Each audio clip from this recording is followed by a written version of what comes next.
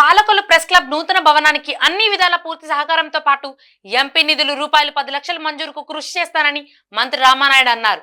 ఈ సందర్భంగా పాలకొల్లు క్లబ్ ప్రాంగణంలో 25 లక్షల రూపాయలతో తలపెట్టిన నూతన అదనపు భవన నిర్మాణ పనులను మంత్రి రామానాయుడు సందర్శించారు. ముందుగా ఆయనకు ప్రెస్ క్లబ్ తరఫున ఘన స్వాగతం పలికారు. మంత్రి రామానాయుడు శాల్వా కప్పి సత్కరించడంతో పాటు పండ్లు అందజేయడం జరిగింది. ఈ సందర్భంగా మంత్రి రామానాయుడు మాట్లాడుతూ పాత్రికేయుల ఆప్తునిగా, మిత్రునిగా, మీలో ఒకరిగా నూతన భవన నిర్మాణానికి అన్ని విధాల పూర్తి సహకారం అందిస్తానన్నారు. ఎంపీ నిధుల 10 లక్షల రూపాయలు మంజూరుకు కృషి చేస్తానని, ప్రభుత్వ పరమైన నిధులు రాకపోతే తానే సొంతంగా ఇస్తానని మంత్రి రామానాయుడు తెలిపారు. ప్రెస్ క్లబ్ అభివృద్ధితో పాటు పాత్రికేయులకు సేవా కార్యక్రమాలు నిర్వహిస్తున్నందుకు ప్రెస్ క్లబ్ ను అభినందించారు.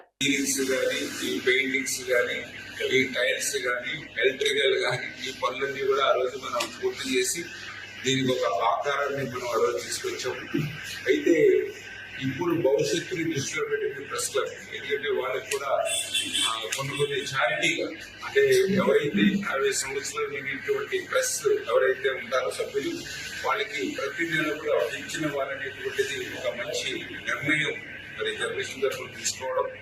అదేవిధంగా మరి ఎవరైతే జర్నలిస్టులు ఎవరైతే ఉన్నారో వాళ్ళ బర్త్డేస్ కానీ, అదేవిధంగా ఆ జర్నలిస్టుకి సంబంధించి ఏదైనా ఇబ్బందికరమైన పరిస్థితి వస్తే అటు వారికి ఆర్థికంగా కూడా 10,000 రూపాయలు తోడ్పాటు ఇవ్వాలని, ఇలా చాలా చారిటీ కార్యక్రమాలు పెట్టుకుని వెళ్ళాలని మంచి సదుద్దేశంతో ప్రెస్ క్లబ్ నిర్వహిస్తున్నటువంటి విషయాన్ని ప్రత్యేకించి వాళ్ళని అభినందిస్తూ, మరి అటువంటి కార్యక్రమాలు ఈ రోజునే కాదు, రేపనే కాదు, భవిష్యత్తులో కూడా ఇప్పుడు కూడా కొనసాగాలని అంటే దానికి ఆర్థికంగా కూడా కొంత తోడ్పాటు అనేది అవసరం. దాన్ని దృష్టిలో పెట్టుకుని మరి ఏదైతే ప్రెస్ క్లబ్ని ఈ యొక్క ప్రెస్ మీటింగ్స్ తో పాటుగా కొంత ఏదైనా అవసరమైనటువంటి సమయంలో కూడా మెయింటెనెన్స్ వచ్చే విధంగా ఏదైతే దీన్ని రూపుదిద్దుకోవాలనుకుంటున్నారో దానికి ఖచ్చితంగా 100% ప్రెస్ క్లబ్ మిత్రుడిగా, జర్నలిస్టులకి ఆప్తులుగా వాళ్ళకి ఎప్పుడు కూడా తోడ్పాటు, నా సాయం పూర్తి స్థాయిలో అందజేస్తామని, ఏదైతే ఈ ప్రెస్ క్లబ్ ఏదైతే ఉందో